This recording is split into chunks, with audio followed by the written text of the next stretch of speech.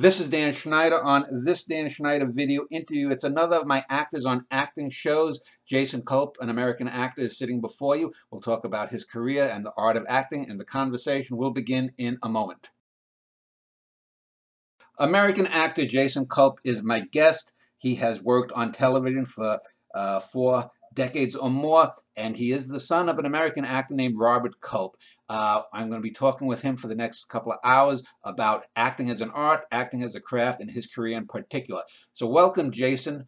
I like to give all of my guests a few minutes to actually define themselves. So if you could tell the viewers a little bit about yourself and anything else you want to as an intro.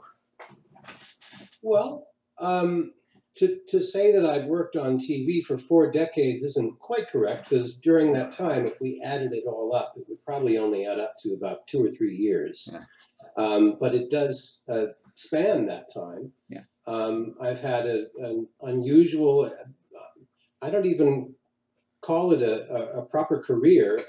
It's kind of been, an impassioned vocation, which at times has crossed over into the realm of the professional. But I've been very serious about acting and theater and storytelling since I was 10 years old, I suppose, when I had my very first job with my father in a film that he directed. And, obviously because of his influence, was inspired to really explore what storytelling and acting was all about. Probably initially as a way of connecting with him, but then carried into my own journey.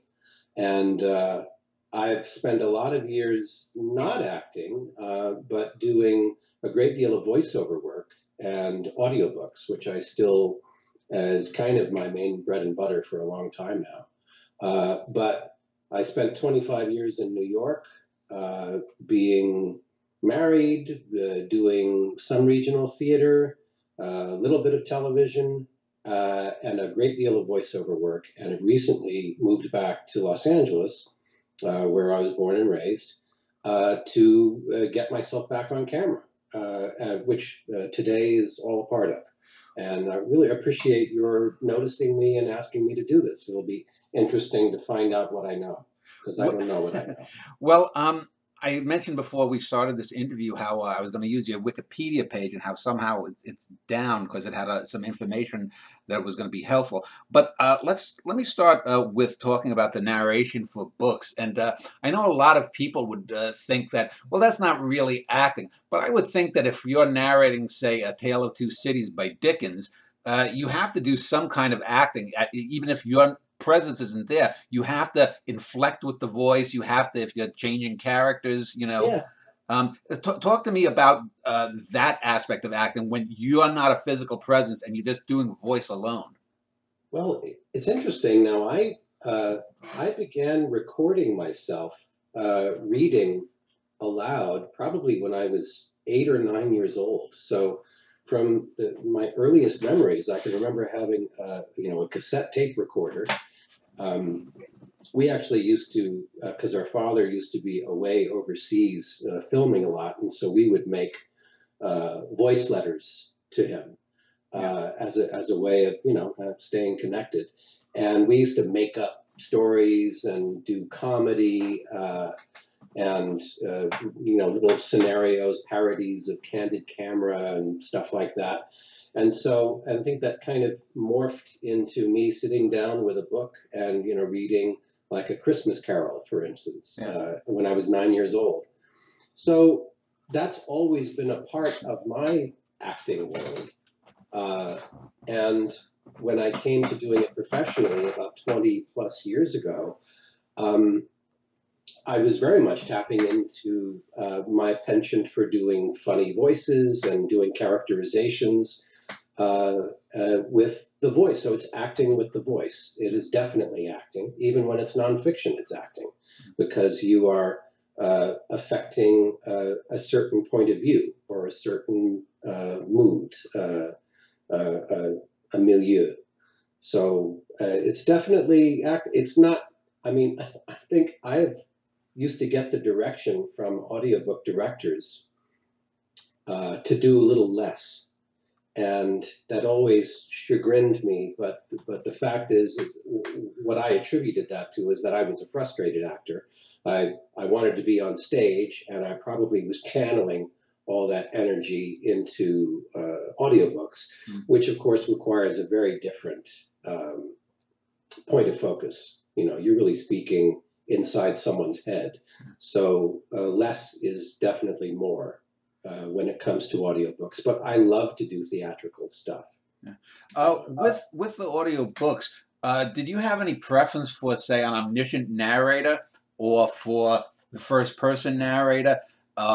What? I love it when it's first person. Yeah. You don't get that as much. For instance, I've been a regular narrator of Louis L'Amour Western books for about 20 plus years now. In fact, I just did an event for the latest one where we went and did a panel about Louis L'Amour and the Western book world and stuff, which I love. It's a very big part of me. He has books where, from one title to the next, he may switch to from a first-person narrator to an omniscient narrator. And I love it when it's first person because you can give an accent to it. You can take more liberties with it and make it much more conversational. So I'm very attracted to that. You don't get to do that very often. Is there a particular subgenre within narrating books that you like? You mentioned Westerns, but do you like, say, gritty stuff like the LA Confidential, Elroy kind of things? Or funny you mentioned that. One of my favorite audios that I ever did was of a James Elroy. I think it's the sequel to LA Confidential called The Big Nowhere. Okay, yeah. One of the original four LA Quartet, yeah. Yeah. I love that period. 40s, 50s, sort of crime noir. Mm-hmm. Probably because I just love so many movies that are, set in that world. And it came very naturally to me. And it kind of lends itself to doing sort of heightened characterizations. Now, I have a friend. I have Westerns. I like to do period stuff. Anything that I did a run of kind of biblical era books back 10 or so years ago when there was a lot of stuff coming out about the Judas scrolls that had been discovered years before in the desert, and they had been restored by National Geographic, and they did a book to go along with that. And so I somehow fell into the genre of biblical set stories and nonfiction and fiction, and I love doing that because it just gives you sort of license to say, what does the voice of Judas sound like? I'm going to try and, make people believe I'm him, So I like that too. I do a lot of nonfiction though. If you're very efficient, which is a word they use a lot in the audiobook world, meaning you're a very good reader, you don't drop a lot of words, you're not dyslexic, which many, many people are through no fault of their own.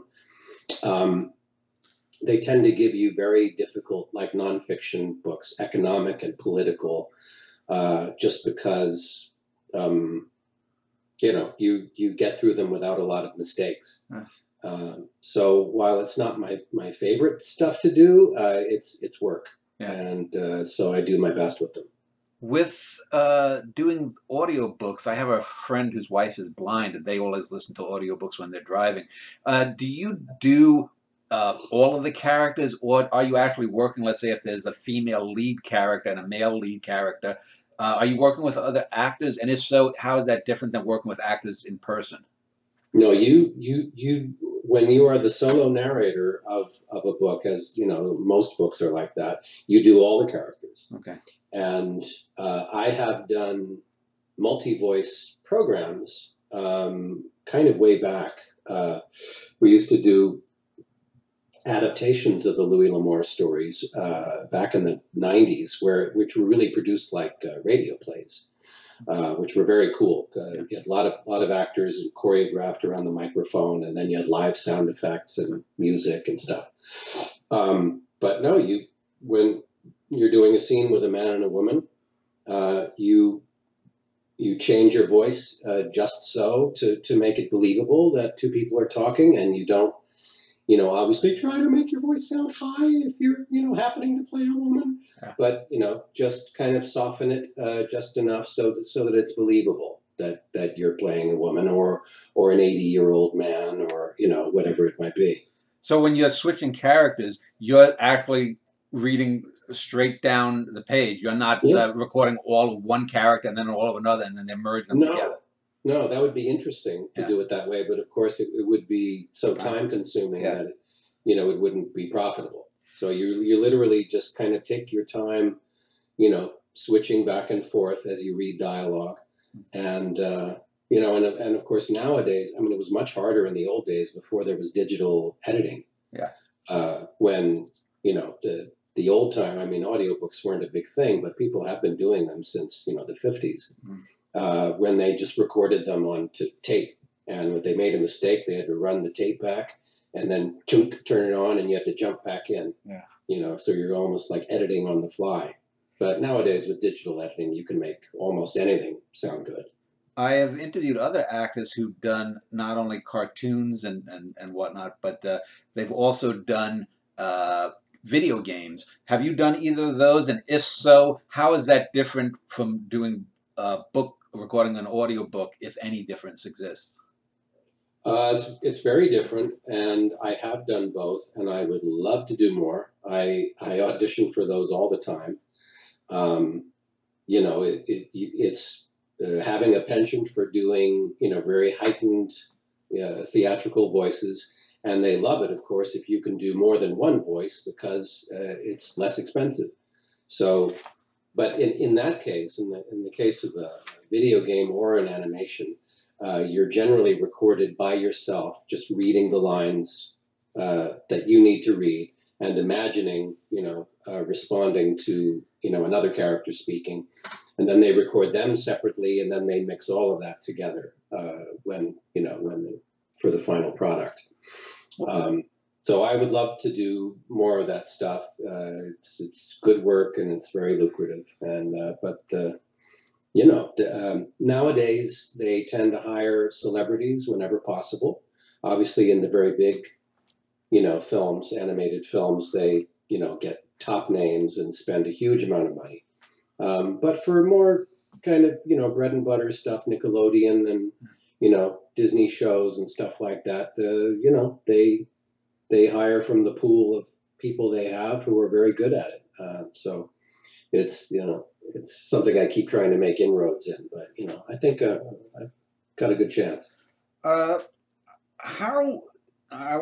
talk later about the different types of acting and whatnot, but I've asked this question of a number of other actors about if they were in a background scene when they're actually appearing, do they create a background story for the character? When you're doing say an audio book, and let's say if you were doing Holden Caulfield or you were doing something by Dostoevsky, do you just read cold and just read it, or do you say, okay, here is Huckleberry Finn, or here is Joseph K, and I have to get in that character? And do you actually try to get within a character, or is it just more straight reading and just a little bit of inflection? Well, again, when you get into an audiobook session, which is you got about 7 hours in a day to get maybe 3.5 hours of finished program done. So you have to make the best use of that time. So there's no like, what's my motivation, or how do I get into this? But hopefully you've done your preparation to a degree where you've already decided this is how Holden should sound. This is how Sally should sound and Phoebe should sound, and you just make those shifts. Maybe you have notes beside you saying, remember, you want this to sound like so and so. And you do it on the fly. When you have a voice that's flexible enough, that's what we prepare for all our lives. Uh, I want to talk about some other types of acting too. Have you ever done live commercials? Where you're at Burger King or something, and Uh, how is that acting wise to do? well, I have years and years ago. Gosh, it's been so long since I've actually been in a commercial. Um, those are shot, just like a movie is shot. It's just with very specific direction because, they're trying to, tease out a character which connects to the viewer in a way that, makes them feel like, oh, I relate to that guy and now I want to buy that product. Um, so it's really not that different because in a movie you're trying to achieve a certain event in a scene. In a commercial, you're doing the same thing. It's just for a different end. Let me ask you about stage work, Jason. Uh, you you have done stage work, and I would assume that during the hiatus that between your television career and stuff that would be recorded like on IMDb, and I know you had sent me some photos that showed you doing a lot of stage work. Um, some actors have, I guess, a bias towards that acting live on the stage is sort of the ultimate form of acting because it's the original form of acting. There was no film 2,000 years ago in Greece. Right.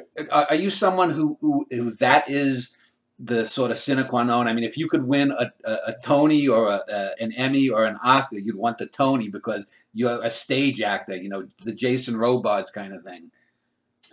Well, uh, it's interesting. I mean, yes, I do feel that acting on the stage, if it is successful, is probably the highest, form of acting because you are having a live experience with, a big room full of people and your partners on stage. Uh, Acting on film is an odd, and unusual, kind of process that you have to adapt to and learn. And it's not something, you learn automatically, especially if you come to it having done stage work.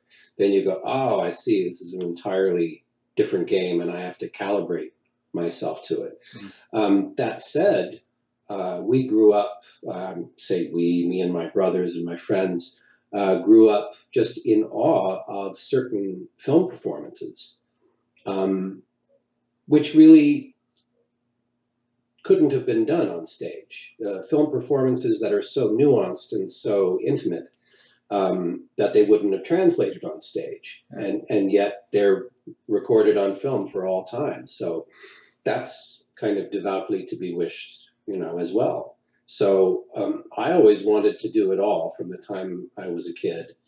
But getting on stage, which I began to do practically in elementary school, was something that I was just increasingly, passionate about. So I would still like to do it all.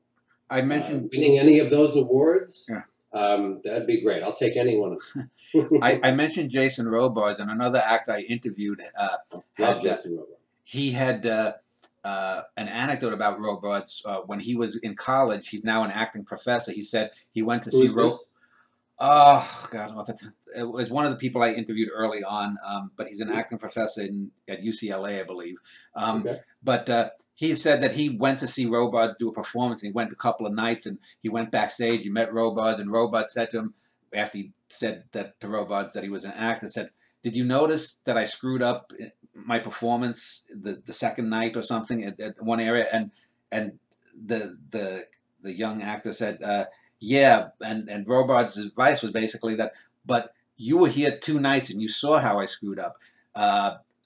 The person there that's just one night and has paid for that ticket, they're not going to know if you screwed up. So you have to keep going if you flub or the person next to you flub." Is there an element of excitement and dread about screwing up if you're actually live on stage? There's no retakes. Yeah. And the yeah, the excitement and the dread. I think that those are almost like part of the same thing, Mhm. of knowing that it's unknown what's going to take place once you go on stage. Uh, you know, the worst possible things could happen, and the best possible things can happen. And you probably know the famous story of uh, Olivier doing Othello, and Chuck Heston, I think, went and saw him and went backstage and said, "Larry, do you know how brilliant that was? I mean, you've never been better." And he looked up and in agony and said, "Yes, and I don't know how I did it." Uh, so you know, that's to be wished, that you go and a second set of reflexes almost takes over and allows your talent, whatever talent you have, to express itself.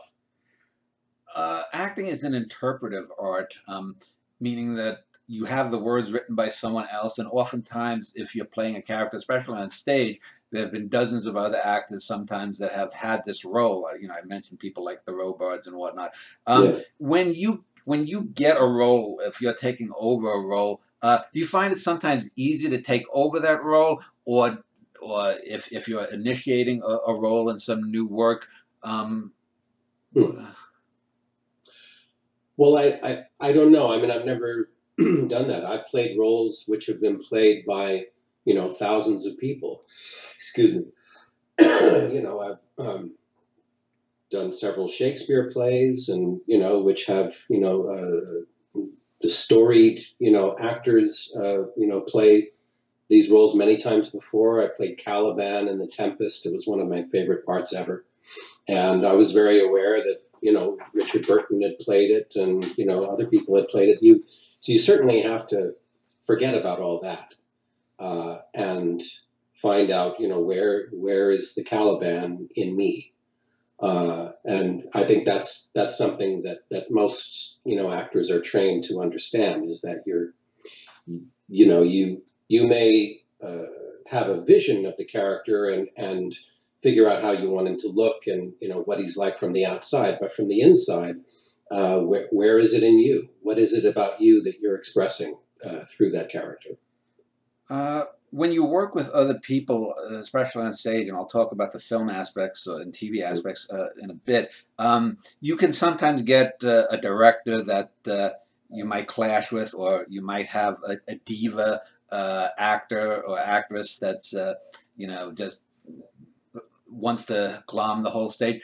How do you Mm. deal with coworkers in either position? Uh, when you have, I mean, do you just go and say, "Well, this is my job. This is what I'm getting paid to do. You know, I hate this person's guts, but I have to do a love scene with them." Yeah, I've certainly had that experience on stage. I Uh-huh. mean, I've had it maybe in film and you know, on television a little bit. You know, you mentioned soaps. We'll talk about that later. That's almost like doing a live performance, Yeah. because you know those scenes are shot without a break, with several cameras in different places. But you do one scene on a soap and it's done that day. You're in a play for a run of 6 weeks. You know, I have to go on stage every night with this person, and I'm not happy about, you know, the way our work together is going. And you may have judgments, you know, about that person, like, if so and so was better in this, then I'd be better, and you start to maybe blame your own confusion about what you're playing or how you ought to be playing it on the other person, which you can't do. I was in a play, I won't mention names, where I really suffered my way through the whole run, and I'd had such high hopes for doing it. And but what you finally arrive at is you must use whatever the person is doing.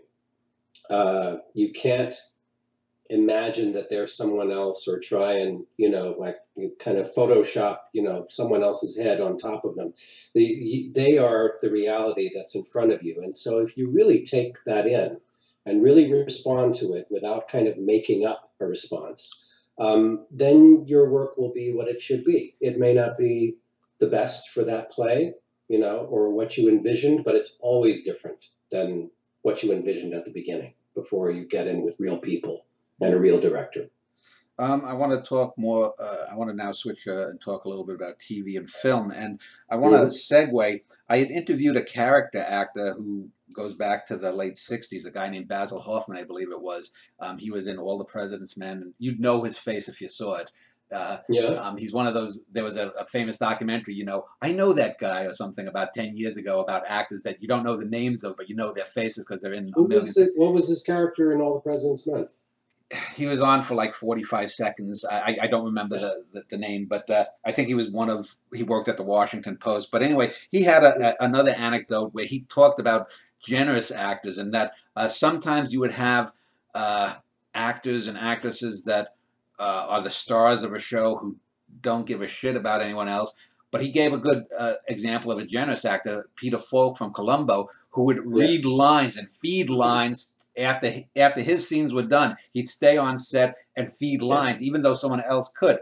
Have you encountered some actors who were very generous in that way, and has that helped your performance in, say, an episode or whatever you were shooting? Let me think about that. I know I have worked with generous actors. Peter Falk, I happen to know just from knowing about him through my dad. My dad worked with him several times, and they just adored working with each other. And so I can vouch for that. That he's someone who understood that it makes a big difference when they go to the reverse on Yeah. you, your medium shot or your close shot, to stick around and continue playing the scene with that actor.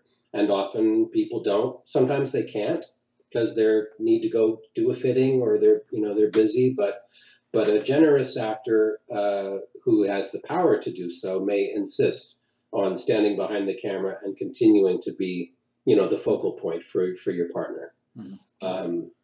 I had I remember the guy who played my father, Jack Axelrod, who you may remember in General General Victor Jerome. Hospital. Yeah. Um, I think he's still alive, isn't he? He's over 100 now. is he? Yeah. Okay, I At will least vouch for at that. least I'm as of a not couple one of to years say ago. past, but I was very fond of him, and we kind of decided, since we knew we had a lot of stuff to do together, that we would get together and rehearse and just bond, so that it kind of really looked like we were father and son. Mm-hmm. And in that way, that meant a lot, especially in the craziness of doing a show like that, where you really feel you can trust your partner. You mentioned earlier about the difference of stage and film acting, where you can do small things that on film or on television that you couldn't do on stage. Yeah.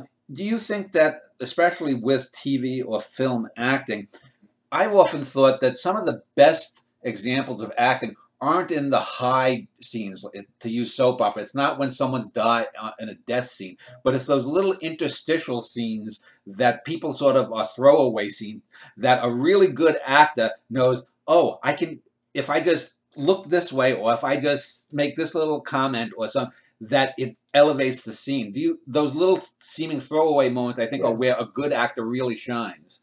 Yeah, it's behavior. What actors refer to as behavior, which is the fabric of the character, and especially understanding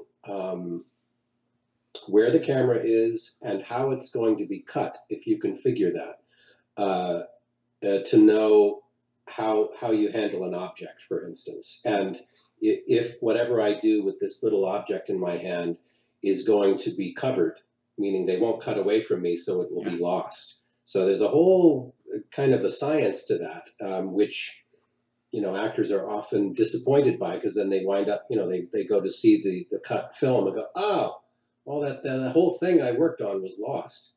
But a really smart actor understands. I can just think of any number of little things. Like Peter O'Toole was an actor that I adored. In a picture called Goodbye, Mr. Chips, which was a very different kind of role for him. because it was so quiet. And he played this really mild-mannered schoolmaster who, would write on a chalkboard with a piece of chalk and then come away and brushing the chalk dust off his fingers. And I actually heard him mention that in an interview later on, where he was talking about the character and saying he's covered in chalk. And so in a sense, that to him was sort of a metaphor for the character, a visual image that he could actually make manifest in his physicality. And those kind of things are poetry. When you're doing a character or a scene, do you find it easier, or is there a divide between actors who always draw from their own life? And I don't mean method acting, but let's say if you're playing a drug addict or a psychopath or something, Yeah. that you draw from something in your own life, or is acting a way to get away from the self? Either, i.e., do you draw on your Jason Culpness to make character A, or is character A your way of getting away from Jason Culp? So, now you're talking, and you've talked with enough actors to know that there is a world of difference in the way actors view this thing. And there are some who will definitely tell you, yes, it's a way for me to get away from myself. I would question whether that's actually so, whether they are actually getting away from themselves, because I don't think you really can. But we could divide, the world of thought, at least back when I started studying, between the British approach and the American approach, at least the modern American approach, where, as you call method acting, developed in the 40s and 50s at the group theater and later at the Actors Studio, a point of view that we are going to try and use as much of ourselves as we can and have access to ourselves, meaning a willingness to investigate yourself psychologically and emotionally, almost as if you were taking yourself to therapy. And in fact, many actors who kind of go down this path wind up in therapy because they go, "Oh, I'm really screwed up about this. I better go talk about this." But the point is, if you have wounds and if you have experiences that you can use, you would like to use them, because that's a whole treasure chest of experience and emotion to draw from. I don't know whether that means that the whole notion of doing an exercise so that you are actually back into the emotional moment of a traumatic event, and then you're using that in the moment that you're on screen or on stage. I mean, I was trained like that. I don't know if I've ever actually been able to do that consciously, but it's at least it's a world of study where you examine those things that have happened to you, and if you have an understanding about them, but especially if you can feel them and they're still with you years later, that is something you can bring to characters who have experiences that you haven't had, like being a drug addict or killing somebody or something else. Like what is analogous to this, to killing someone, for instance, to me. Might be, when I ran my bicycle over a dead cat, and I felt so bad about it that I, couldn't get it out of my head for years. There are things which might not be immediately apparent, would be a sort of emotionally analogous to an event you have to portray on stage or on film. But if it works for you, then by all means you use it. All right. Now, recently, just to sort of finish this up, I found that I came back to acting, and we can get the timeline of this later, about a year and a half ago, where I took myself back to class in New York. with a great teacher named Austin Pendleton, who's also a wonderful actor and director, and began to get up and do, scenes from various old plays, Shakespeare and Lillian Hellman and whatnot. And I found that the thing I worked on the most, and you mentioned Jason Robards, what did he used to say? Learn the words. That's it. Just learn the words, and the rest you'll figure out. He was very, kind of close-mouthed about what his process was, but he was very word-oriented. The better I know the words, the more comfortable and free I'm going to be. But I found that I was going to the Goodwill and looking for costumes and clothes, things that, I imagined the character wearing, and that would make me feel a certain way when I put them on. And then I was sort of chagrined because I realized that's a little bit kind of British in a way. It's more outside in than inside out. So interestingly, maybe, as the years have gone by, I just look for whatever works, and not just one way of working. Jason, one of the words that's sort of a trigger word for some actors that I've noticed, not only in those that I've interviewed, but some that I've actually known doing local theater, is the word improv. And a lot of people will say, well, people don't know what improv is.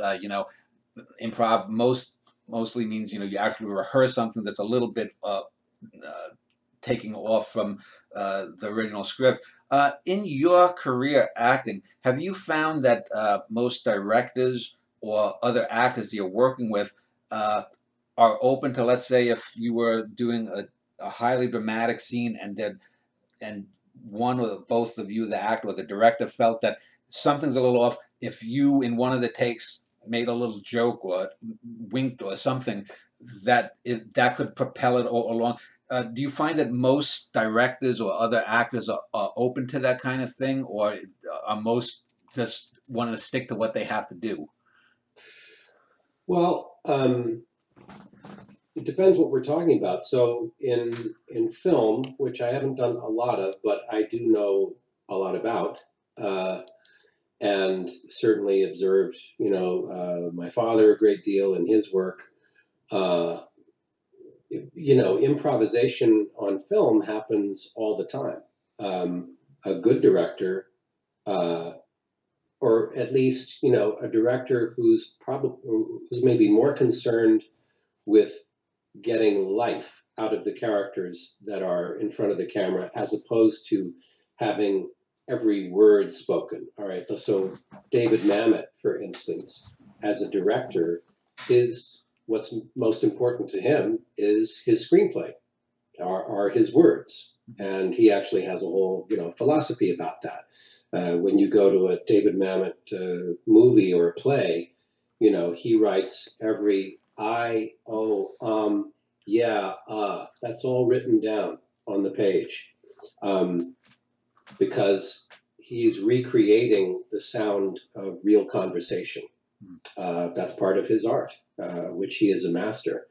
But on a soap opera, for instance, or even in a television show, if actors derivate and throw something in where they just comment on something that happens, like, oh, you got your red hat today, and they banter with each other. And that sort of just brings out, the relationship between the two actors, or, a sense of fun. Then I think people do it all the time. I know that as far as soap operas were concerned, there were shows that were dialogue proud, meaning they expected you to speak every word that was in the script.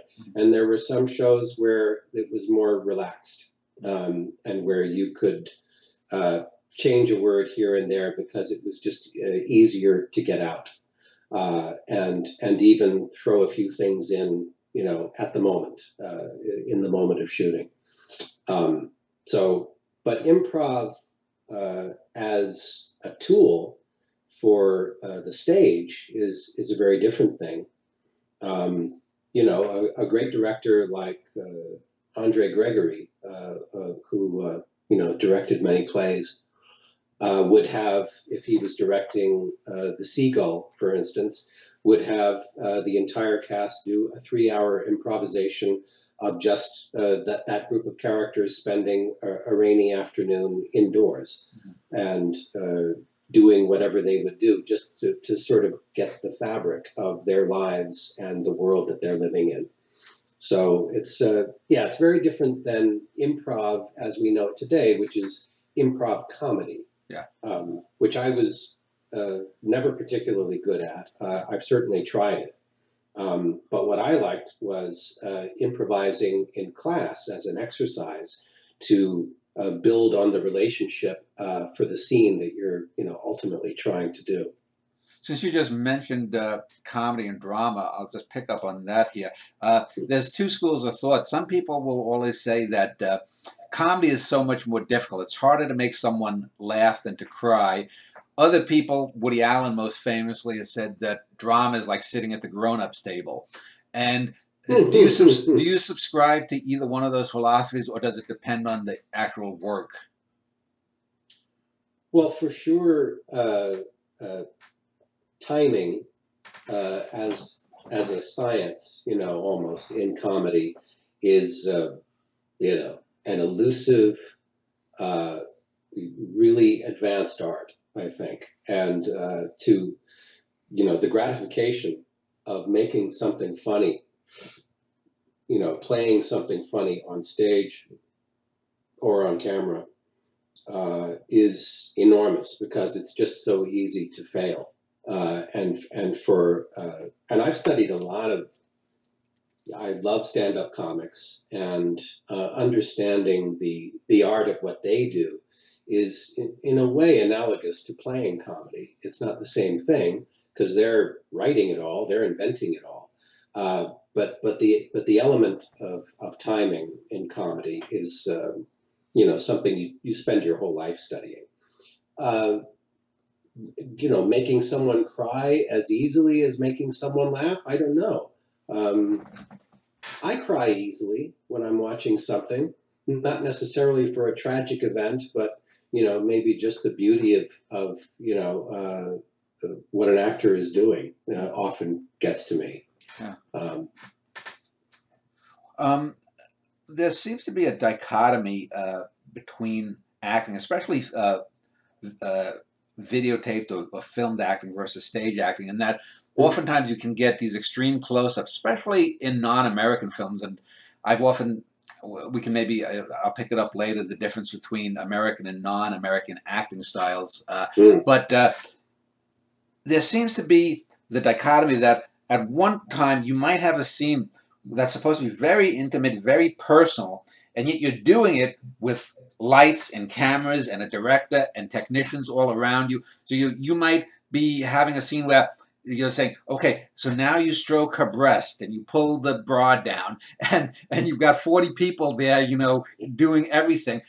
And you're supposed to give the illusion that you're here with, say, your dream woman. And how do you, all alone. Yeah, right. Yeah. How do you do that? That's, again, that's the enormous demand of film acting, is to be able to have the focus and the relaxation at the same time, especially relaxation, to zone all of that out. Often, we've heard stories that a director will, clear a set, for a scene like that, that you're mentioning, something very intimate. You still have to have the gaffers and you don't have to have all the gaffers, but you have to have the DP, and you have to have the lighting and the guy holding the boom, and the camera itself staring at you. So your focus has to be so on your partner and on your tasks that you're not aware of those things, at least in a way that's going to bother you.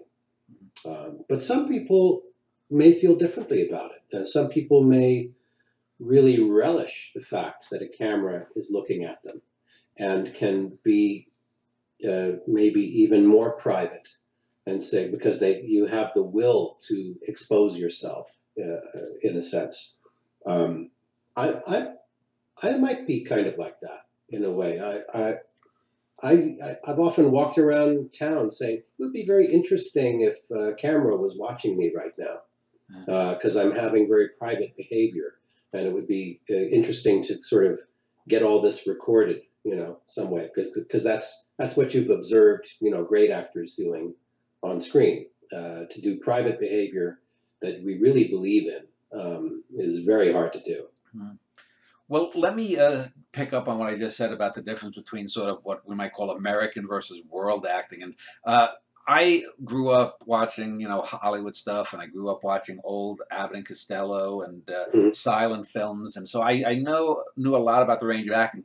Then about 14, 15 years ago, I started collecting foreign film DVDs, the Bergmans, the Fellinis, Antonioni, Ozu, Kurosawa.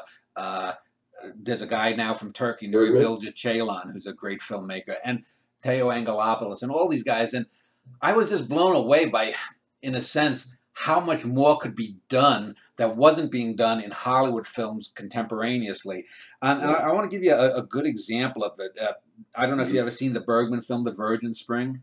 Of course. Yeah, with Max von Sydow. There's the scene where his daughter is raped, and this Sydow character is down by the spring, With his and arms in the air. right, and we don't. He's got his back to the camera, and he's Yeah. got his back to the camera for 90 seconds or so, and the only thing we sort of see is how he sort of slowly slumps, and he's doing full body acting from the back. Yeah. We don't have to see the melodramatic close up and the cutting that we get in a Hollywood scene where someone has been, and we don't see that in America. And I'm wondering, I think in a sense, many times that's superior.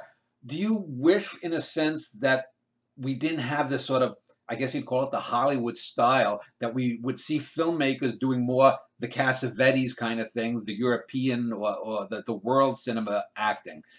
Do you think it's a bigger palette, in other words? I think I think it's kind of going that way. I think of a film like Roma, for instance, which has now gone to the top of American consciousness, which is very much in a new wave style. A new wave is very old now, which started with Godard and Truffaut and all the rest in France in that period. And Bergman, yeah, was doing it from the early 50s, through the 70s. Bergman is maybe my favorite all-time filmmaker. I've seen everything he's ever made many times, Yeah. and can continue to watch them over and over. And that's just, that's the genius of certain directors who, can kind of break the mold of what is possible, and keep expanding the language of film. And so we kind of have to hope that there will continue to be geniuses like that, and God willing, maybe work with them. But at least through their example, to realize that you can tell something through your shoulder raising. Everything does not have to be centered in the face, which leads one into maybe self-conscious acting. The best acting is non-acting. Is a director understanding that capturing the character in a certain frame is going to tell us something. So it's when actors get out of the way of the story and are actually serving the story, that's when it's best, I think. Yeah, well, when you said that, I was thinking of like the neo-realists, The Bicycle Thief, where you had non-actors, and yet, there's very few films that pack the emotional wallop at the end of The Bicycle Thief when the father becomes the second bicycle thief, in other Yeah, words. yeah. Um, uh, do you think also that part of the reason that there's a dichotomy, or there's been such a dichotomy between Hollywood and other countries that produce films, is because Hollywood is centered on money? And what I mean by that is there seems to always be this desire to always reach a certain demographic. We got to get to 18 to 35-year-olds. Whereas someone like Bergman or Kurosawa was making films for older people. And let's face it, you have to admit that in your late 50s, you're smarter than you were in your late 20s, and you can I hope so. appreciate nuances more. And it always boggles my mind is that, I mean, the wealthiest group here in America are seniors, and yet nothing is made for them. And it would Yeah. seem to me that's an underserved market, and you could have smart films that isn't just 5 minutes into the movie the hot young bodies are huffing and puffing, but actually show something of depth. So do you think it's mostly money driven, the way the creation of films and the acting styles are driven by money? Well, of course it is, and certainly, yeah, so-called big studio-driven films uh, nowadays, because of the cost of everything, they must be high concept, and that's why Marvel films are at the very top all the time, and those are money-making businesses. So we can't be continually shocked or outraged about that plain fact. And the fact is that television now, with all of the content that's available, Netflix and Hulu and wherever, are doing the kind of small human storytelling that I guess we wish movies would encompass more. But we had a movie this year, which was just delightfully small and specific. Can You Ever Forgive Me? Did you see that? No. Okay, the movie with Melissa McCarthy and Richard E. Grant, which are about two middle-aged, not particularly attractive, marginal figures who have this kind of great relationship even while they're doing rather unsavory things. So more independent, um, oriented filmmaking does occur, and happily, with something like Netflix, it's possible to make something small and have it actually be seen on a big scale. Um, but it doesn't have to be a superhero or a special effects driven movie, which is like a conglomerate. It's got to make a billion, or it's not worth even starting. Yeah. But so I don't know how that's going to change, ultimately. But I'm kind of looking at television. There's just so much going on, and I'm hoping to get into some of it soon. Let me ask you about how you judge a script. I don't know. Do you have an agent right now? Or are you still looking for an agent? Or? I actually just obtained one. Okay. I've got various agents for Okay. various things, All right. but after a year and change of being back here, I've just gotten a hold of a theatrical agent, and so we've just started to, get to know each other, and hopefully to, soon get me into the rooms where, things are being done. So if you get a script or a character that's sent to you, how do you judge it? Do you judge it simply by whatever literary merits you think it has? Do you judge it by its potential as a vehicle for a further career, i.e., it might not be a great part, but it's a part that could be in a highly visible movie? What guides you when you're looking at a script or a character that you're going to portray? And ancillary to that, is there any kind of thing you wouldn't play? Would you not play a terrorist? Would you not play a pedophile or something, even if it was, say, a great role?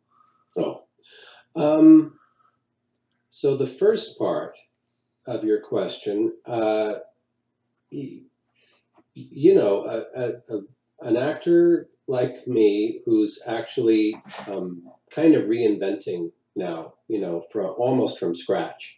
Even though I've done a lot of stuff in the past, I haven't done a lot recently, and so it's an interesting, tricky, adventure to get myself reestablished and get people to hire me. Um, but I think it's going to happen because I have a lot to offer. So there isn't a lot that I wouldn't do right now, just because I'm eager for the work and eager to rebuild a reel, which is, pieces of myself doing interesting things that prove to other producers, oh, he did that, maybe we'll try him on this. So I unless I was a big star, I wouldn't be maybe considering all those questions that you're mentioning about, what is this going to say about me, or what kind of visibility will this have? You really, but any actor at any stage looks at a script and says, can I do this? Meaning, what can I bring to it? Can I play it? Will I embarrass myself trying to play this? First, you're just thinking about the audition. Can I pull this audition off? And then hopefully if you book it, whatever you brought to the audition is a little seed of something that you can then build on for the actual job. A lot of, directors don't want to see a finished performance in an audition. They just want to see a little bit of the essence that they know they can then build on once they've booked you. And is there a lot that I wouldn't do? No.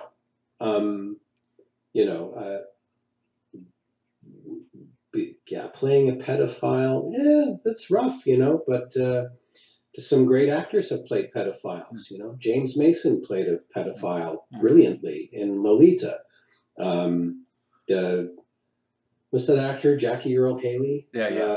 Who was in a Kate Winslet picture a few years ago. It was amazing, and that's a big comeback. He was away for a long time. So I like all those stories about, actors who come back after doing who knows what for a long time. Well, the reason I ask experience that they can bring to stuff. Yeah, the reason I ask because I have spoken with some people who may, for example, like a couple of black actors. Some black actors would not, if they saw gratuitous use of the word nigger in a script, or some Christian people who are Christians who would not want to play a prostitute or something. Right. I have no such boundaries in that way. Maybe I should, but I think a journeyman actor accepts a challenge to play something, and if it's playing a bad guy or even someone beyond bad who's evil, you would want to try and find the humanity in that and see if you could pull it off. So in a sense, you would define a way to define that would be you consider yourself an actor first and foremost. For example, when I think of myself, I don't think of myself as Caucasian or male. I think of myself as an artist, a writer. You think of yourself as an actor and an artist. That's your primary identity, if you will. Yeah, I think so. I have just always been interested in acting and theater and singing. That's a little thing that I've always had a little hand in. I love to sing and wish I could do more of it. Those are the things I think about on a daily basis, not being white or, being, 58. Although, I try to forget about that. Age is just a number, and it's an interesting time to be feeling like a kid again, which is kind of how I feel. Yeah. Jason, I mentioned earlier that your father was a well-known actor. Your brother is also an actor. For those people who don't know, could you just give a little background about your father, Robert Culp, and then after that, what did you go into acting because of him? Do you think it's in your blood? That kind of thing. Well, so my dad had a 50-plus year career in television and films. He was born and raised in Berkeley, California, and went to New York when he was in his early 20s and did a great deal of live television, which was the medium then for young actors who were trying to break in. There was almost kind of like, the original version of soap operas, were these sort of live, plays on TV. And then went to came out to California from New York, where he had studied and done his initial work, to do what turned out to be a pilot for a television series called Trackdown. He didn't know it was a pilot. He thought it was just a one-off television show. And then they said, "Oh, well, they picked it up, and now you got to come to California." And that defined the path of pretty much the rest of his life. He came back here with my mother and did the show and started having us kids. My older brother was born in like 1957, I guess, and I came along in 1961. Younger brother Joseph, 1963, and then our sister Rachel in 64. And he began building a career in television as sort of after his initial series, kind of like being special guest star on other people's shows until he happened into this sort of cultural icon, which was the series I Spy, which took him around the world and kind of put him squarely in the middle of, the cultural shift that was going on with civil rights and everything else, which was changing through the 60s. And he very much wanted to be, and did, write and direct, and worked very hard from the 70s onward, trying to forge that career. And only did one feature film after all, but did very interesting things on television and made a good living and wrote all his life, and was still at it when he passed away in 2010. It's interesting because someone had sent me one of those YouTube clips from like old television theme songs, and they had The Greatest American Hero, and I'd forgotten that your dad was in that with William Catt, which was sort of a spoof on those comic book type of heroes. I'd forgotten all about that. Which I had virtually it wasn't my first, it was my second ever television job, because my brother and I appeared in the very last episode of that show, which he wrote and directed, which I think you've got some stills of there. I don't know if you can put them up. That show was an interesting little blip, because he wasn't intending to do another series, but he kind of needed to, and he really loved the character. And it's funny because it wasn't particularly successful because it didn't run that long, but it's still something people remember. Yeah, it's one of those sort of cult shows. Yeah. As a child, were you one of those kids that had to be the center of attention at parties, stand up and act out, play the piano? Were you a born entertainer? No. I was a very introverted and troubled little kid. I was very quiet. I was fanciful. I think we all were as kids, that we were very, influenced by the fact that we knew our dad was an actor. He wasn't around a lot. My parents split up when I was very small, and he was running around the world and doing this kind of fantastic, to me it was a sort of fantastic adventure. He was just out there on the big stage in the world. So maybe as a way of connecting to him, we began to imagine ourselves performing, and then began to do so in school and whatnot. I think I started performing as a way of saving myself, as a way of kind of pulling myself up from darkness and depression, because I wasn't happy as a kid and things weren't great in my home life. A lot of sort of traumatic things occurred. So performing and getting approbation from people did a lot to make me feel better. So I think that's often the case with a lot of people, how they started. Because you were born in '61, so what are your earliest memories of acting or television shows or movies? I know I just recently online saw the movie. The Charlie Brown movie from 1969, A Boy Named Charlie Yeah, Brown, and I remember seeing that in Radio City Hall when I was about 4. And it's either that or the fifth year release of The Sound of Music, where I saw Julie Andrews' face 40 feet high and just adored her. yeah. One of those two was the first movie I ever saw on a screen. Do you remember the first movie you saw on a screen? Do you remember a I do. television? Oh, go ahead. It was Fantastic Voyage, Ah, uh, which Raquel. Kel Welch and all the Donald Pleasance, and Yeah.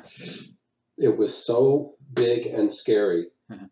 to me. I think my dad actually had to take me outside because at a certain point I was like, there's like too many globular things going, and Yeah. but I remember it very well. And I remember another early film that we went to see, which was Grand Prix Mm. at the Cinerama Dome over here, where my grandmother stuffed cotton in my ears because it was so loud. Um, and television, we watched a lot of television, and of course, reruns were on all afternoon. And the thing I loved the most was Andy Griffith. Huh. Uh, the whole world of Mayberry, and I still do to this day. I mean, I just think it's the best show ever made.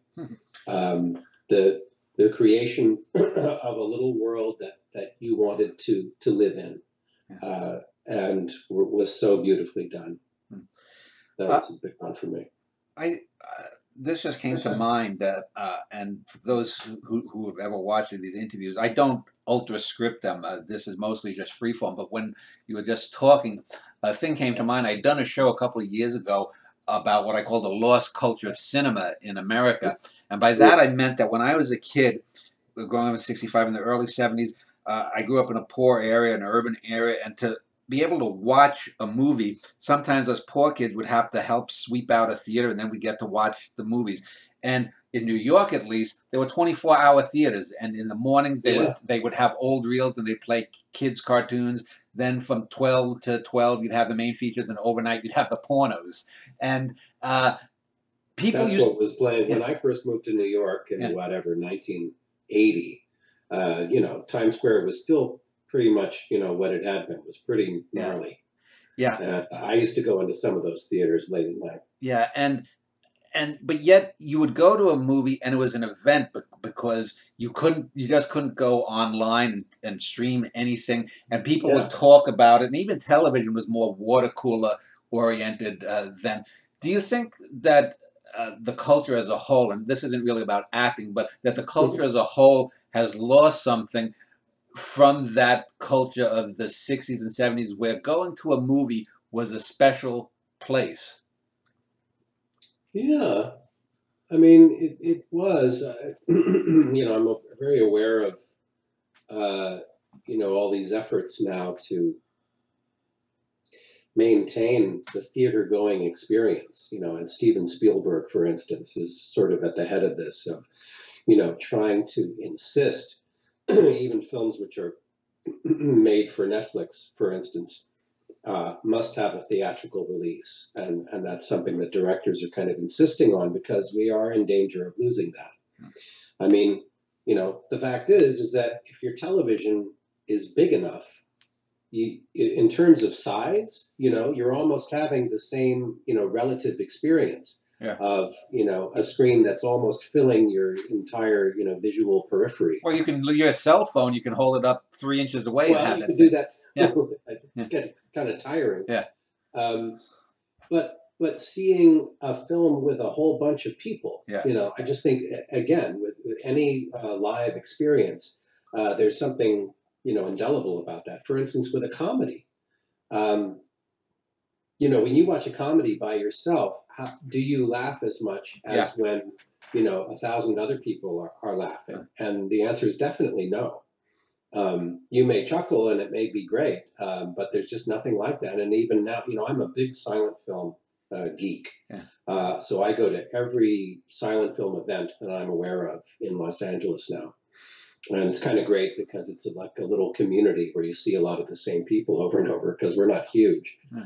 Um, where they put up a Charlie Chaplin film, and especially if they bring kids, which is the greatest thing, and a kid is seeing that for the first time, and they start roaring with laughter. Mhm. So yeah, that experience, a live viewing of a film with a bunch of other people is invaluable, Yeah. and I hope that we do try to hang on to it. And even the talk shows back in the 60s and 70s, people like David, not David, But Dick Griffin, Cavett, Mike, Dick Cavett, I was thinking of. And in yeah, New York, if you came in 1980, you might have seen the Joe Franklin show. He used to of feature course, old black and white silent loved films. it. I learned about that. By the way, let me ask you. You said you're a Chaplin fan. Very, Have you ever seen The Circus? I think that's his most underrated and funniest film overall. Have you ever oh, seen? many times, Yeah, many times. yeah, Yeah, I love all of this stuff. yeah. Um, Other than your father, who's obviously probably the biggest influence in terms of acting being right there in front of you, was there an actor that you saw on television or on the big screen that you said, ah, that's who I would like to, I'd like to have a Hmm. career or roles like that person is doing? Uh, it's interesting. I think, I mean, in terms of influences, they weren't always actors. Uh, in terms of actors, I think I started really focusing on the English actors uh, when I was in my teens, meaning the sort of angry young man crop of actors who The started in the kitchen sink 60s. guys, the kitchen So sink dramas, say again? the Yeah, kitchen the sink kitchen sink dramas. drama. Yeah, So Albert Finney, Richard Harris, yeah. uh, Peter O'Toole, Alan Bates. That whole group of young English actors who were just doing amazing work. And I think if I had imagined myself I always imagined wanting to work with them. It's like I want to be sort of under their wing because they really seem to know something. And and as well as Dustin Hoffman and De Niro and Pacino, all of that stuff. I can indelibly remember seeing Dog Day Afternoon Yeah. when I'm like 15, Uh-huh. and thinking there won't ever be like a better film performance than this. And I can only imagine. It's hard to imagine, myself doing something like that. But those were the guys I thought, were at the top of the form. Yeah, when you mentioned Richard Harris, it brought to mind.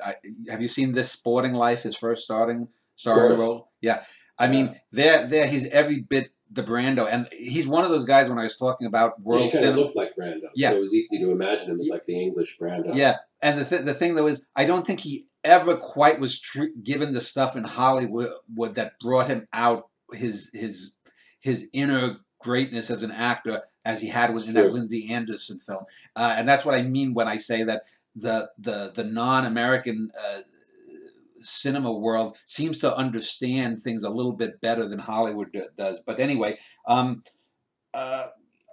let me then get back to uh, uh, your own career then. So, Mhm. did you start acting in high school in the stage plays there, and then go to college and do that?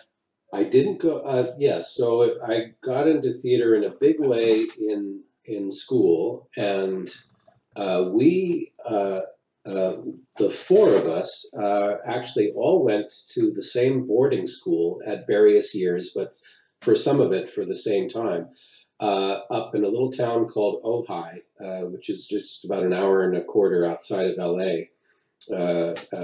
A very bucolic setting. I don't know if you know of Ojai.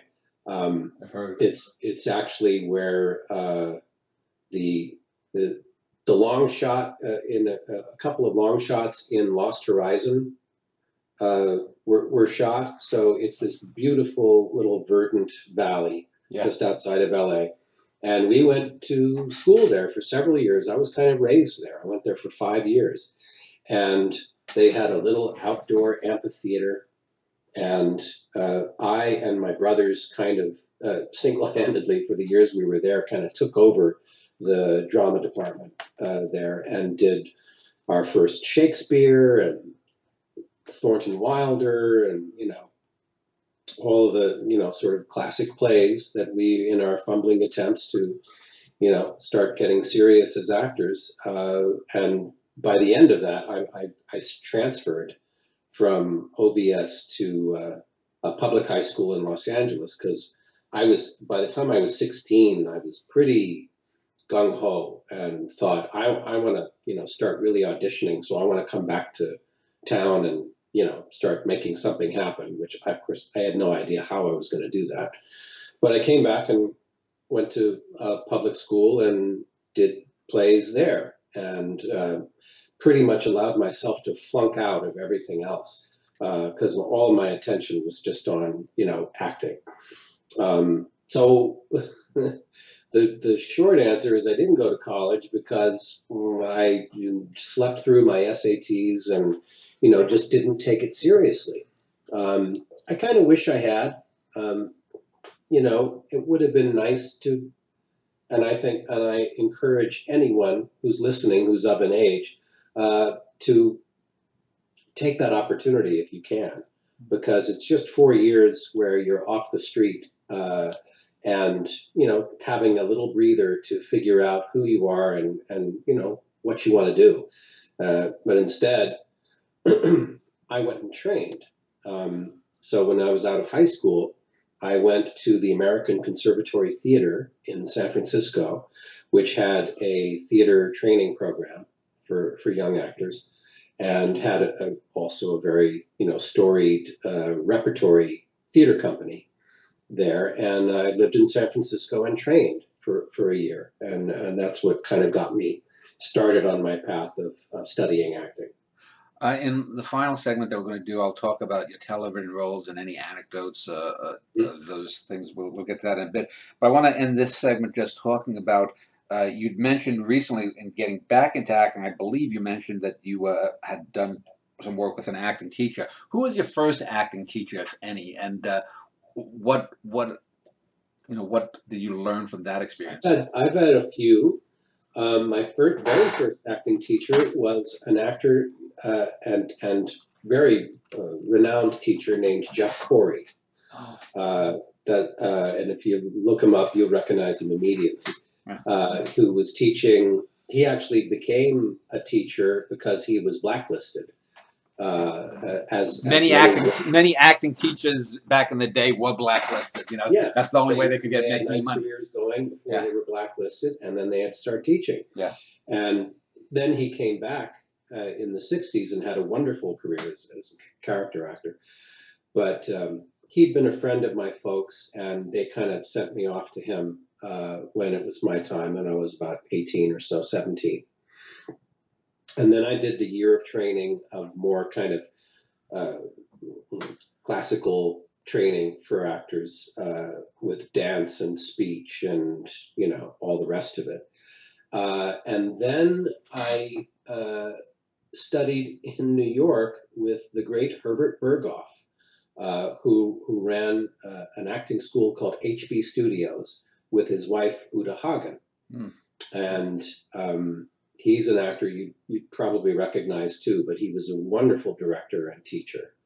And I was with him for a couple of years, and he kind of got me to unlearn some of the pretensions that I had picked up in my classical training, where I was coming in with a lot of English accents and, wanting to play characters that were, far older than me. I was wanting to play Henry Higgins when I was, 21. He's like, "Why are you doing this? You are a young boy." And he kind of stripped some of that away from me. And then when I was back in Los Angeles after my initial years in New York, I was only in New York at first for about 3 years, and came back to LA and studied with a great teacher by the name of John Lehne, Lehne, who also had a nice career as a character guy, but was primarily a teacher and a coach. and he had studied with and been apprenticed to the great Lee Strasberg. Mm. And so it was really with him that I developed, a more solid way of working and of approaching something, and learned all of those exercises and tools that were very prevalent at the Actors Studio, that people apply to roles. But then later on, I was back in New York. I studied with Uta Hagen for a little while, and then more recently with Austin Pendleton, as I said. I want to pick up on the term you used, unlearn. I often use that term when I speak with young writers. My website, Cosmoetica, I often get a lot of young writers because a lot of the people in the MFA writing programs, well, I don't really get into how bad American writing is, but Right. I often say that in order to become great at something, especially in the arts, you have to learn everything. When I was a young man, 18, 20, 22, I knew all of the proper grammatical things, why you do this is used in that. But Right. then you get to a point that you have to unlearn that. And to push beyond the boundary, you have to unlearn that and go on instinct. Is that sort of what you were talking about acting? Is that you learn, oh, I need to project if I'm playing King Lear. I need to do this. But you then have to learn to unlearn it and get more of the naturalism or yourself or whatever. Is that what you're meaning, basically? Yeah, excuse me, you have to trust that your instrument has developed to a point, because you've done conscious work on all those various things, conscious work on your voice and conscious work on your uh, use of phonetics if you're doing an accent, you know, and your physicality, certainly, which is for me an ongoing thing. You want to be in shape and you want to be flexible and able to, you know, um, kind of appropriate different types of physicality. Um, but then, yeah, finally, you hope that when you're, my age, that if you just focus on your task in a scene, for instance, what am I trying to get from my partner? What am I trying to achieve here? That all of the technical things that are involved in acting will happen of their own accord. And if they don't, then you go, oh, I need to work a little bit on that. But most of the time, you don't go in conscious of all those things at once. You also mentioned the term character actor. That's something of a bête noire for some actors because they don't want to be, sort of typecast. And we can talk about typecasting as well later on. But Yeah. certainly when you're young and you're a young guy and you're full of vim and whatnot, and you're a good-looking young guy, you don't want to be considered a character actor. You want to be the lead actor. You want to be there with the top babe of the moment doing the role. But as now coming back 20 years into the business, that I would think that thing doesn't matter to you. It's more about whatever roles you can get and doing the best you can in those roles. Yeah. What's funny about that is I think from the earliest age, I wanted to be a character actor, and I shied away from being good looking and being a leading man because of my own, peculiar, sense of self esteem or whatever, uh, so that I didn't, capitalize in a way that made sense on the opportunities I had. You know, I was in a couple of soaps for a couple of years, and by all accounts, I kind of sabotaged them. I didn't understand the opportunity that was available to me and how I could build on it by being exactly that, a leading man. I was always looking for weird stuff to make my characters more interesting. I came into Days of Our Lives with this Brooklyn accent, and and I got the job, and they actually kept trying to get me to lose it. I was like, do less of the accent, and I was very determined to hang on to it. No, because I don't know who the character will be if I don't do that. Mm-hmm. So now, yes, now I don't have to worry about that so much. Um, you know, there are leading men who are older. We all love the story of Bryan Cranston because that's an example of someone who has, you know, had great breakout success. He's an overnight success after 25 years in the business. Yeah. So, yeah, but now wherever it works for me to, you know, to serve a piece, whether it's the, you know, the CEO of a company or the, you know, the benign, the guide of, you know, a young team of, you know, detectives or something like that. Hopefully, I'll find my place.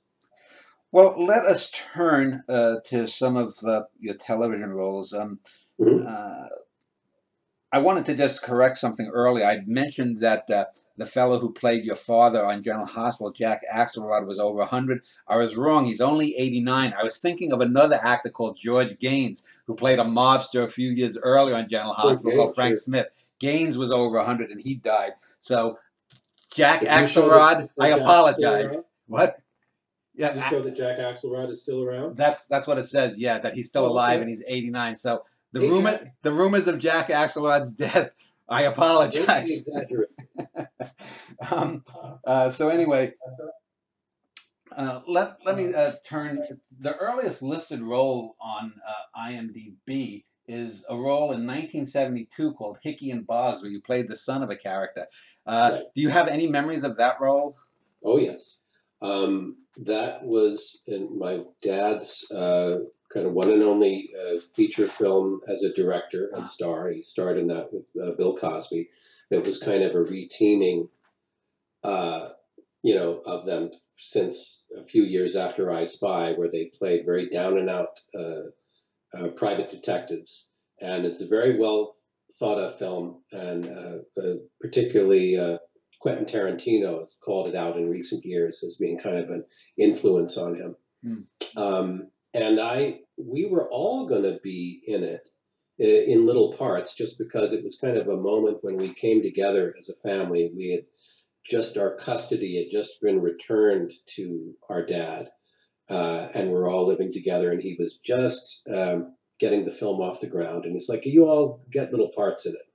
And as it turned out, I was the only one who ended up in the picture as the no words, the son of one of the Chicano characters in the film. So I laid out in the sun and got a very deep tan, so I would be a lot darker than I am. And I was thrilled.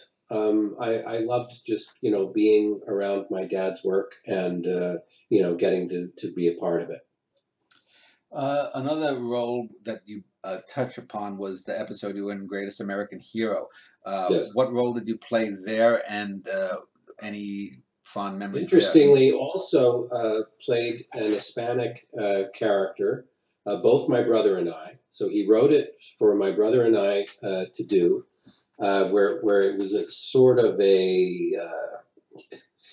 a cartoon version of War and Peace, where two brothers were kind of pitted against each other. And so both my brother and I, who were living in New York at the time, came out to LA to do the job, and it helped us get our SAG cards. I don't know if Joe had his already, but no, I think we both that was when we signed up. And, you know, the show itself, it's an interesting little anomaly for Greatest American Hero, because it kind of didn't make sense with, you know, it sort of underutilized Bill Katz's character, and was a story that was left over from an idea he had for I Spy, where Kelly and Scott go to get involved in the Civil War in some banana republic and end up getting killed because they thought the series was coming to an end, and they thought maybe we'll just kill off our characters that way. And Sheldon Leonard had said, no way, we're never killing these characters off. This is going to be in syndication, and we should never have an episode where they die. So he kept the story around and wrote it for Greatest American Hero, and were able to do it, but the show was canceled before the episode aired in primetime. But it's still part of the DVD box, and people are aware of it. So it was an interesting experience. You know, we were quite young, and you know, it was a little more nerve wracking than we expected it to be, and we look a little shell shocked, I think, on screen. But you know, it was a good way to learn. I will get to your soap opera roles at the end of this, since that's the bulk of your Hmm. appearances on TV. So I want to talk about a few other little roles that are listed here and see if you have any memories. 1989, a show called Skinheads, or Right. That was a little film, okay, a little independently produced film by directed by a guy who's kind of notorious for his you know, sort of Ed Wood style, you know, guerrilla warfare directed films by the name of Grayton Clark. And apparently he's kind of a favorite. You know, the guy who do riff tracks? yeah, yeah. Yeah. I know that there are a few of his films that they do riff tracks Ah, on. okay, I don't know if they've done Skinheads, but it would be amusing. yeah. And it was this kind of dumb little story of being stuck in the Angeles Crest Mountains, being chased by skinheads who were out to kill myself and Liz Segal because we had witnessed them kill this African American guy, a friend of ours. And it was a little chase movie, which was shot in 3 weeks, and we actually like slept out in tents while we were shooting it. And it had the high point of it to me is that Chuck Connors was in it. He was on it for a week, and I got to hang out with him, which was a real hoot. A And he rifleman, was a lovely man. a rifleman. Yeah, and he had worked with my dad, so he was Yeah. very sort of parental to me, which was sweet. Then you guested for an episode of a show called New York Undercover. Any memories of that? Yeah, I was in the opening sequence of this episode, and I actually got I played a drug dealer who drove around Harlem, making drug sales, and I had a ponytail. I was driving a BMW, and everyone thought I looked like Antonio Banderas, and they kept calling out to me as I drove by, Banderas. And I end up under the bridge, down by the water, and Ice-T comes up and shoots me in the head and cuts my finger off. So I got killed by Ice-T. I had a day on New York Undercover. That was that show. You'd mentioned earlier about first coming to New York and seeing some of the sleazy porno stuff. You actually, it looks like, played a porno store customer in a film called States of Control. Yeah, that was weird. That was I ended up in that because I had a friend who was the casting director on it. That was an independent film again, which I don't think ever got released anywhere except on the video, and played a character who the young actress comes up to in a porn store and says, "What do you like?" And I was had to play very embarrassed because I was getting questioned by a woman in a porno store. So, and then after a decade or so, I see that you did a film called The Reflecting Pool in '08. That was a movie that my brother wrote. Let's see. Did he write? Well, so actually, it's directed and written by a guy named Yadek Kupčić, which was a point of view about the conspiracy theories behind 9/11. And I just had one scene in it because he came to New York to shoot it, and there was a little character that I could play that gets interviewed for a scene. So that was that. That was something my brother he was one of the producers on it as well as the star. And then last year, it looks like you did a little short film called Treat Yourself. That's interesting that wound up there. How about that? I did several student films last year. I was kind of actively just trying to get film on myself once I moved back out here because I had nothing recent. And I was able to get about 3, which I think you've seen the reel, Yeah. about three different student films that happily showed me in kind of different different characters. And so that was one of them. That was this nice young kid up at Santa Barbara um, who did this little shortcut treat yourself. And I guess because it's been entered into festivals and stuff like that, that it wound up on IMDb. Before I move on to the soap roles, though, I do want to speak because I have spoken with some other actors about doing short films and some indie work. You mentioned Mm-hmm. you mentioned you're a member of SAG-AFTRA, I guess, Mm-hmm. and so when you have done, have you worked virtually all union other than these student films? Say again? Have you worked all unionized jobs in your career on film, at least, other than these like student films? Yeah, generally yes. Yeah. And if I do a student film for no pay, I'm allowed to do that. If it's an independent film that is not accredited by SAG-AFTRA, you have to get sort of special permission to do that. But generally, yeah, I've been a union member, since I was in my 20s, both AFTRA and SAG, even before they merged. Now, happily, they are merged, so it's a little simpler. Yeah. But yeah, I'm equity as well. I'm union across the board. And just so any young people who might see this just get a little bit of an idea of the place of the union in the actor's life. I had done an interview with a fellow named Brian Patrick Clark who had been on General Hospital in the early 80s before you were there, and he'd been on Eight is Enough and whatnot. And the man can talk. He rhapsodized about the union benefits, but also too about how a lot of productions nowadays, even in Hollywood, are always trying to sort of nickel and dime and cut down the union. Have you found now, going back into acting, that there's a more hostile environment towards the union? There is, and I know that,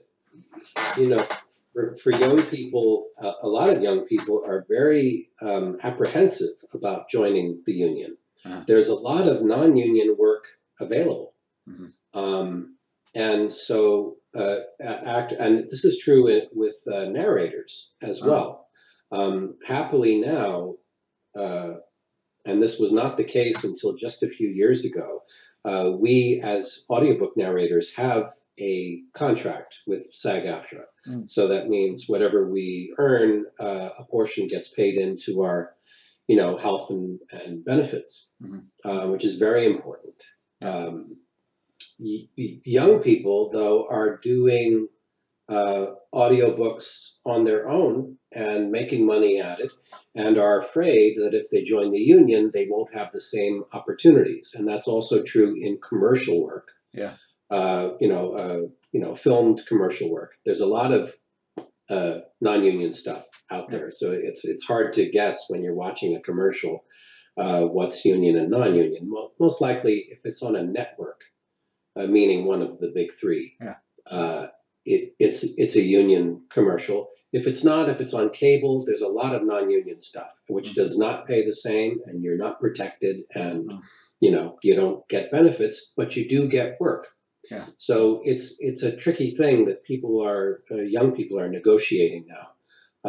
But I stand up for the union and saying I totally recognize that you want opportunities, and you don't want to be in the union, but not have the opportunity to work. So it's just something that people have to negotiate now. And but I'm very pleased that I joined years and years ago. And has all your work, at least on television, or non, not the short films, but has that all been in the U.S. or have you done anything in Canada? And is the union situation in Canada the same? Well, if you are shooting, I don't know about Canadian production, but in other words, stuff that is being funded by Canadian production companies. But obviously, there's a lot of stuff here, like Hallmark movies, for instance, which shoot in Canada. But you are still covered by your SAG-AFTRA contract. There's some extra stuff. You have to pay some extra taxes Yeah. for working in Canada, but you know, it's still covered by our rules, which are here. Well, let me now jump into your soap opera roles, and you'd mentioned Days of Our Lives and General Hospital, which I'll talk about. But it also looks like in 1997 you did at least one episode on Another World. It's funny, that doesn't indicate all my work on Another World. IMDb is very tricky. Yeah, I know. To get stuff fixed when it's wrong, and there's a lot of stuff that's wrong on there. But I don't know. I don't worry about it. Okay. But yeah, I actually not only did an episode. I did my first episode of Another World, so we're jumping the gun here. This is after I moved back to New York, and I've been there, you know, was there for 25 years. Played a couple of day parts on Another World, and then at a certain point got a role that lasted for about 6 months, where I worked a great deal. That's like 1996 and 7. Okay. Well, General Hospital, I mentioned before we started this interview, I've watched the show for over 4 decades now, from the time I was, I guess, tweens or early teens. And your role of Julian Jerome was the son of at the time, the main gangster family on the show, even though it was about a hospital. But before I actually get to that, I actually thought of you after someone on a General Hospital web board posted a video that you did with William DeVry, who's playing an updated version of your character now after he's had plastic surgery and whatnot. Right. So let me just ask you about that. How did that little, I guess it's about 8 or 10 minute segment between you and DeVry, how did that come along? That was for your website or your YouTube channel, correct? Yeah. It just came about because I happened to have a connection to him through my brother, because my brother is old friends with his partner, Rebecca Staub, and has actually stayed at their house a few times. And so he said, I know this guy who's playing Julian. I went, oh. So we worked it out. We said, let's do something together for fun. And so we went up several months ago and sat in his living room and made up some shtick.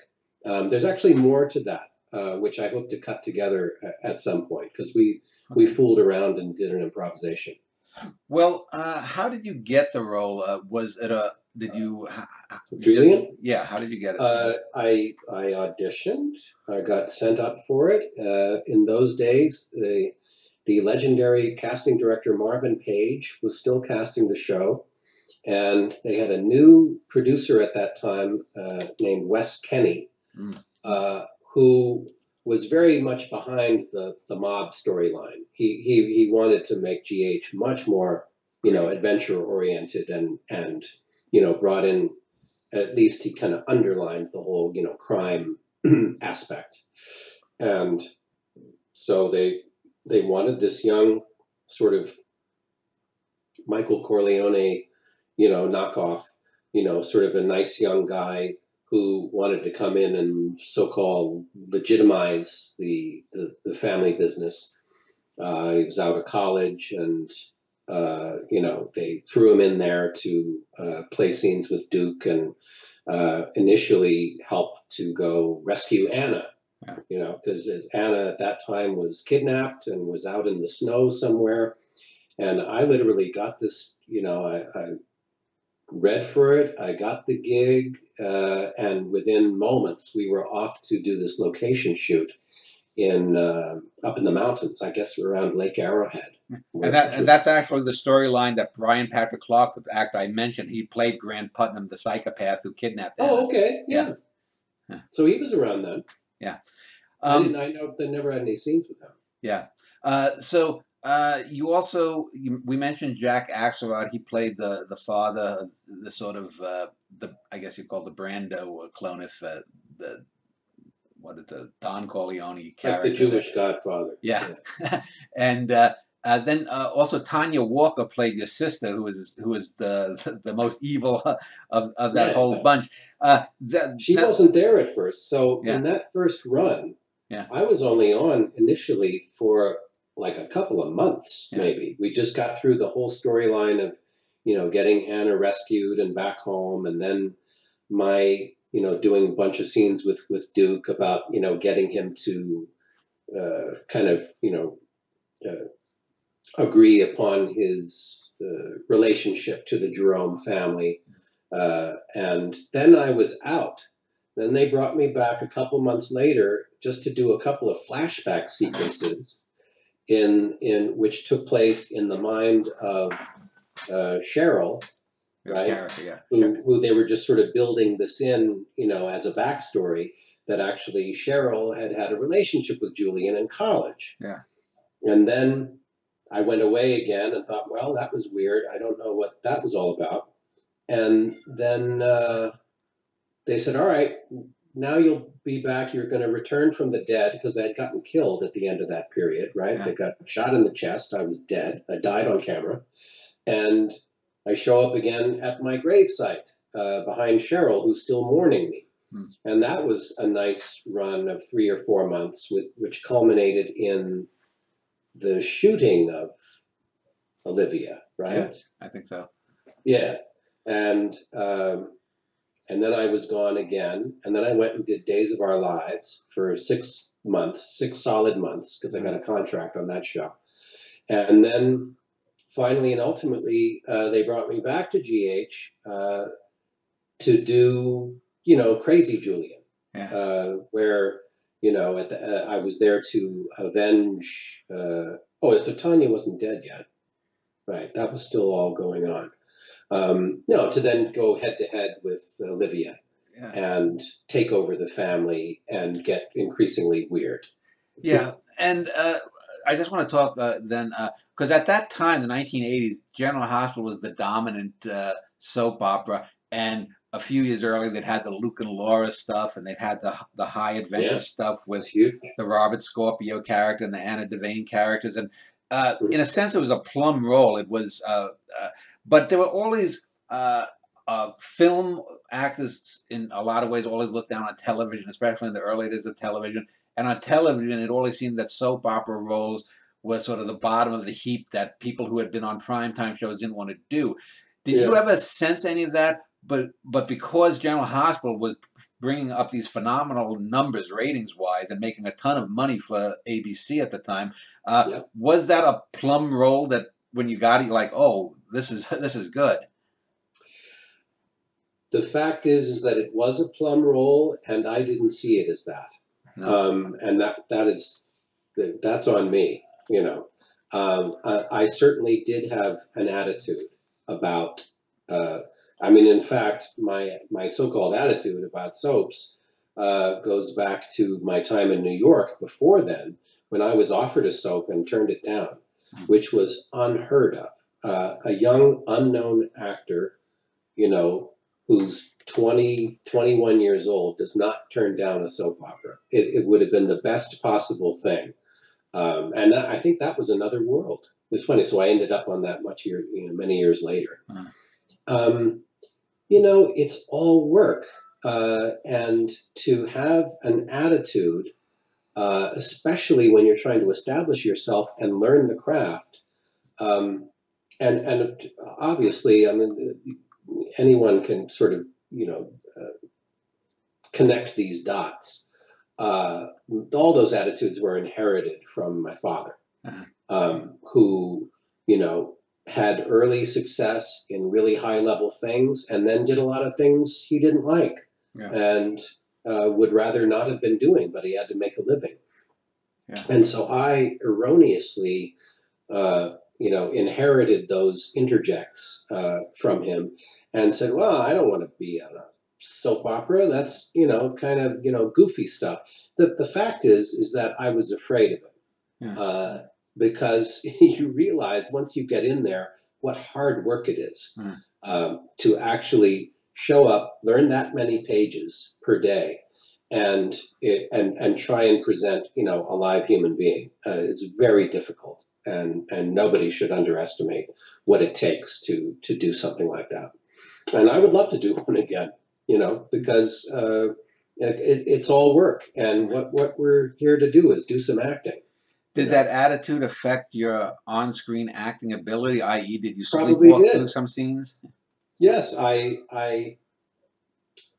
probably I can't look at any of that stuff without wincing, but it probably affected my choices in terms of, I'm not going to play into the melodrama of this moment. I'm going to lay back and be cool, uh, or or overdo something. On the other hand, I'm gonna scream so loud that people will all get freaked out. I remember I did something once. I was trying. It wasn't a bad moment, but it just I was so clueless about what it meant technically. I was playing a scene with Tanya, and where I confronted her and said, "I know you tried to kill me," and I screamed at one point in the middle of my line, and it of course distorted utterly on the soundtrack. And afterward, I don't remember exactly what happened, but one of the producers came down and said, "Don't ever do that again. You blew everyone's ears out in the control room. If you're going to do something like that, let us know you're going to do it." And of course, in my arrogance, I thought, well, I'm not going to let you know I'm going to do it because I want to be surprising, you Yeah. know. So that's it's all part of a learning process Well, of what it means to collaborate with people. the reason I say that is twofold. Number one, when I saw your acting reel after watching the two Julians thing you did with William DeVry, Mm, I saw how much more expressive your face was now in your 50s than it was mm, in I guess it would have been your 20s, your late 20s. Oftentimes I felt that when you were acting as the Julian character, it was almost as if you were wearing a mask to cover up the real person, and that it wasn't quite as expressive. Um, that's very common, unless a young actor just happens to have access to real relaxation and freedom. You're so self-conscious, especially when a camera is that close on you, and you're wondering how your face looks, and you're composing yourself constantly, unless you're engaged in doing something. You know. mm. Uh, and when that role ended, you said you had what was it, the Days of Our Lives role in between the turns as Julian. Let me just ask, because I didn't watch it. I was always watching General Hospital was the main one I watched, and I'd watch some of One Life to Live and Mhm. All My Children. Uh, Right. did you play a similar type character on Days of Our Lives? No, well, on days I was so gung ho about this. I played a fireman who came from Brooklyn, and so and he was this sort of blue collar, character. He's supposed to be hunky and everything, but blue collar guy who was in love with the girl April, the character of April, who was on the show, and he was kind of thrown in to the middle of this super couple, or possible super couple of Michael Weiss, the actor Michael Weiss, and Lisa Howard. Uh, and again, that was like a whole trope of soap opera that I didn't quite understand, which was I was going to come in for a while and make trouble in the middle of this couple, and eventually I would be gone. Mhm. Uh, but they signed me to a 3-year contract, and so I was all in. I thought, oh, this will be great work, and we'll see where this goes. But the fact is, unless you know that I'm never going to end up with this character, the female character that I'm pining for. And it's very difficult to play scenes where you're the sort of the pathetic, whiner who knows that she's in love with someone else, but keeps on trying to get her to be interested in you. The only thing to do is to look around and say, what are the other female characters? Who else can I cast a little look toward, and maybe would give them an idea, for something to write. That's where in the soap world, you can actually help the writers get ideas by making certain choices, and maybe just casting a look in a certain direction that might say, oh yeah, we could put that one, with that one and see where that goes. So it's an interesting thing, and I had no idea, about any of that. Just want to end the interview with a few little quick questions, and then we'll be Mhm. done. I mentioned that your character from General Hospital is now played by a fellow named William DeVry. Were you ever offered to reprise the Julian character?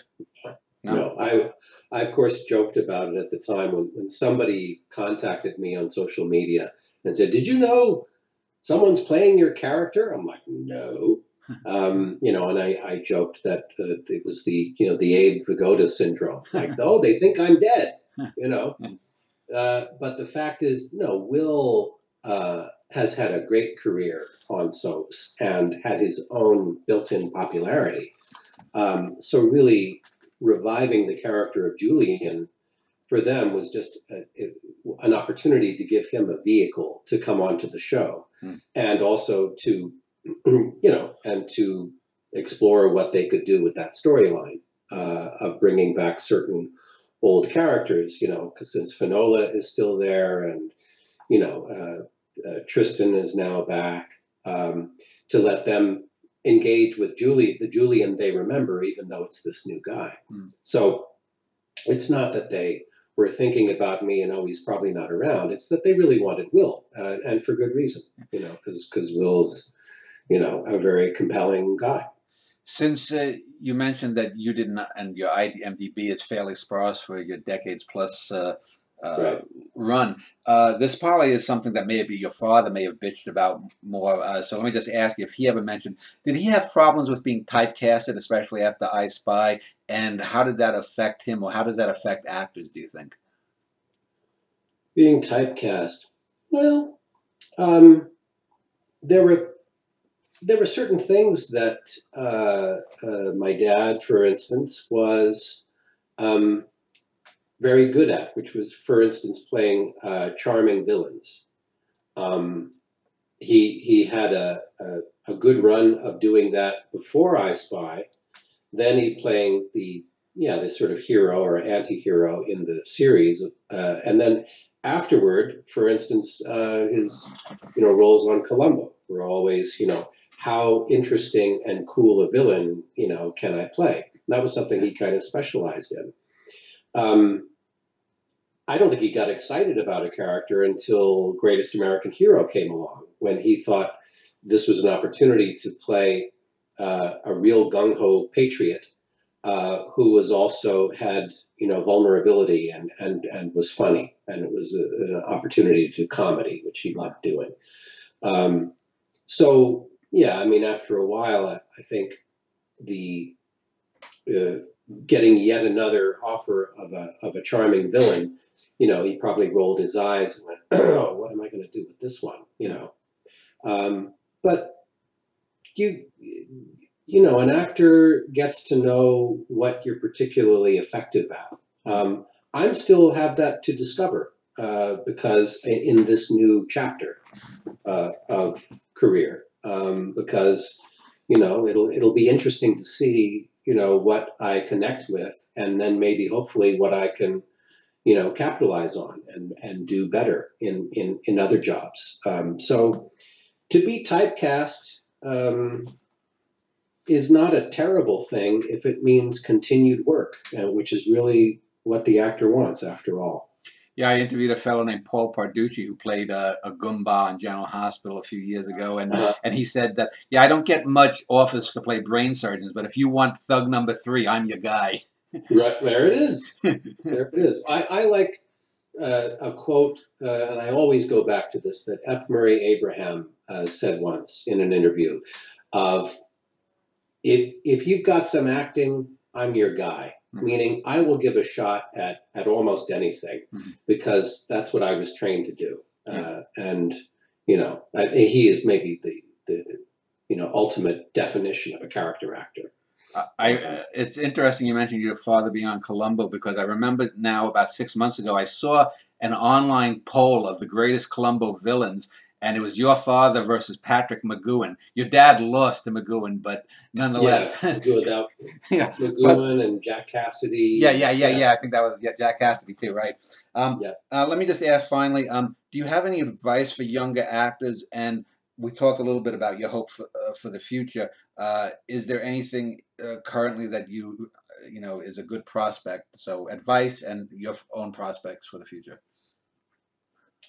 Well, advice, you know, uh, I would advise people to do what I didn't do when I was young, which is really figure out what you want to play, you know, and then understand what you need to do to get there. I mean, I know that sounds very simple-minded, but you know, I've known young guys who just watched, you know, Entourage, the series, and thought, "Oh, I got to go to L.A. and get into all that and become famous." Becoming famous, you know, is not much of a goal.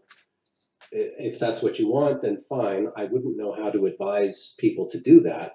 But becoming an actor, I'd say train, uh, study, get into a place where you can try things and fail because you're going to be bad at first. And it takes a long time to get good. And I think the problem now is that people don't want to study and they do want instant results.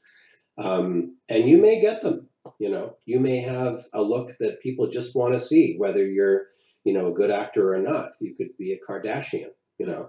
Um, but, you know, to train and give yourself a safe place to work out and try things. Um, Prospects for me, like I said, I've got a new agent now, which hopefully I'm being submitted for television and film, and you know, I'm eager to get to the next thing where I can connect with a role that would get me started. And meanwhile, I do my voiceover stuff and audiobooks, which are being, you know, done all the time. And thank God that's in place so that I have a way to make a living. Well, thank you for your time, Jason, and good This luck to is you in your great, future. Dan. I really appreciate your asking me.